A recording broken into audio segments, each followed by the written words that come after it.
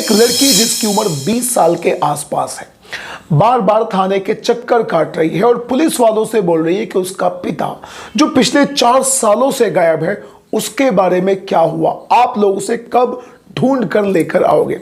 असल में शायद इस लड़की को आइडिया नहीं है कि इसके पिता जो 4 साल पहले गायब हुए थे अब उनके केस को सीबीआई हैंडल कर रही है। बार बार ये थाने जाती है, बार बार पुलिस वालों से बातचीत करने की कोशिश करती है। एक पुलिस वाला इससे बताता भी है कि जब तुम्हारी माँ ने तुम्हारे पिता की मौत का जो शक है वो तुम्हारे चाचा पे किया हुआ है, यानी अपने देवर पे किया हुआ है, तो फिर तुम बार बार क्यों आ रही हो। हमने तुम्हारे चाचा से बातचीत कर ली है, उनका तुम्हारे पिता को खत्म करने में या उन्हें लापता करने में कोई भी रोल नहीं है। तुम अपने घर बैठो, अब सीबीआई इस केस की जांच कर रही है। लेकिन दोस्तों, वो लड़की पुलिस से बातचीत करते करते पुलिस को एक ऐसा क्लू देकर जाती है कि फिर इस केस को खंगालना पूरी तरह से आसान हो गया था। लेकिन उसके बाद जो चौंकाने वाला खुलासा होता है उसे सुनने के बाद तो आप 100% हैरत में पड़ जाएंगे।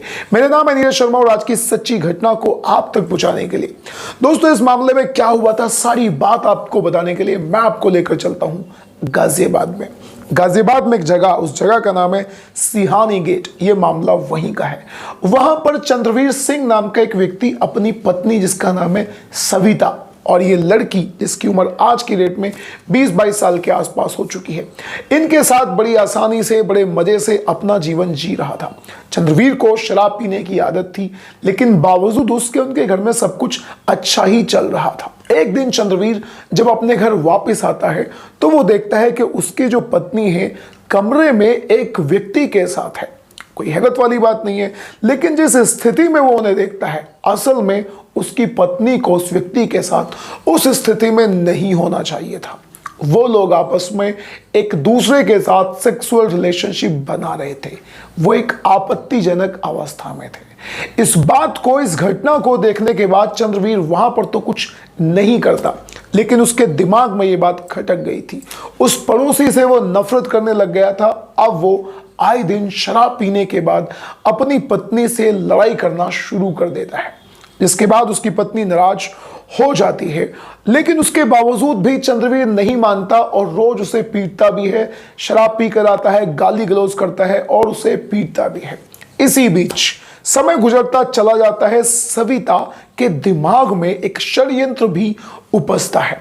वो अरुण से बातचीत करती है और वो अरुण से बोलती है कि अब प्यार के रास्ते में आने वाले इस कांटे को यानी चंद्रवीर को अपने रास्ते से हटाना पड़ेगा। अपनी साजिश के तहत चंद्रवीर जब एक दिन रात को अपने घर वापस आया तो उसकी पत्नी सविता ने उसके खाने में नींद की कुछ गोलियां मिला दी। नींद की गोलियों को मिलाने के बाद उसे खिला दिया, जिसके बाद वो गहरी नींद में चला जाता है और फिर वो अरुण को फोन करके अपने घर बुलाती है। अरुण सीधा घर आता है और उसके सिर में एक गोली मार देता है। सिर में गोली मारने के बाद सिर से जो खून निकलता है उस खून को इकट्ठा करने के लिए सविता खुद उसके नीचे बाल्टी लगाती है। सारा खून उस बाल्टी में इकट्ठा हो जाता है। उस खून को इकट्ठा करने के बाद अब उसकी लाश को ठिकाने जो लगाना था, इसीलिए अरुण अपने घर उसे लेकर जाता है। लेटरीन का एक गड्ढा खोदता है, उस गड्ढे में उसकी बॉडी को डाल देता है। उसकी पहचान को पूरी तरह से मिटाने के लिए उसके हाथ में एक कड़ा था, उस कड़े को निकालने की कोशिश करता है, लेकिन असल में कड़ा नहीं निकलता तो उसके हाथ को तुरंत काट देता है। हाथ काटने के बाद वहां से दूर कहीं जाकर फेंक देता है और दोस्तों उसकी बॉडी को वहीं पर दफना देता है। दफनाने के बाद उसकी बॉडी पर खरंजा कर देता है, यानी ईंटें बिछा देता है और पूरी तरह से इस निशानदेही को मिटाने की कोशिश करता है। वहां पर टॉयलेट भी बना देता है। देखिएगा दोस्तों, एक पत्नी ने अपने पति को मरवा दिया। उसको अपने दिमाग में जरा सा भी ख्याल नहीं आया कि मेरी एक जवान बेटी है, उसका क्या होगा। और असल में इस खबर में यह भी बताया जा रहा है कि जो चंद्रवीर की बेटी है, जो सविता की बेटी है, अरुण का इस बेटी पर भी बुरी नजर है। अब दोस्तों सवाल ये उठता है कि क्या एक आशिक के साथ मिलकर अपने पति को इस तरह से मरवाया जा सकता है, अपनी बेटी की जिंदगी तबाह की जा सकती है। अब दोस्तों इस केस को क्राइम ब्रांच हैंडल कर रही थी। अब क्राइम ब्रांच को ये क्लू मिला था बेटी के द्वारा, यानी बेटी बार बार शक जता रही थी कि उसके जो मम्मी है उसका अफेयर बाजू के ही एक अरुण नाम के व्यक्ति से चल रहा है।